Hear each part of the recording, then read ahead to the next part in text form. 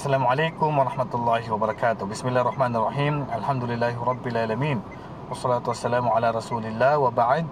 May tanong dito isa sa mga followers natin. Sabi niya, Assalamualaikum Ustad, may tanong lang po.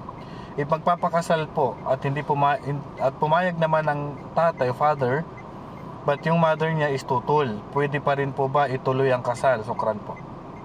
Minsan may mga ganito tayong nakikita. Waalaikumsalam warahmatullahi wabarakatuh.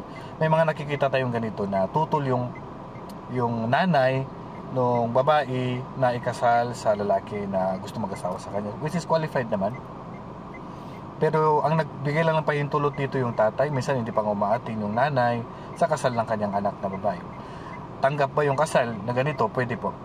Malaman man ng nanay o hindi malaman ng nanay, itago man sa nanay ang kasal ng kanyang anak, basta nandyan po yung wali ng babae na which is ang kanyang tatay, ay tanggap po ang kasal. Hindi naman po obligado ang kailangan ang pahintulot ng nanay sa kasal. Pero siyempre kabilang respeto sa nanay, paalam. Pero kung hindi sa atin, hindi dadalo sa kasal, ay tanggap po ang kasal. Basta ang mahalaga, yung tatay po ay makatin at may pahintulot ng tatay.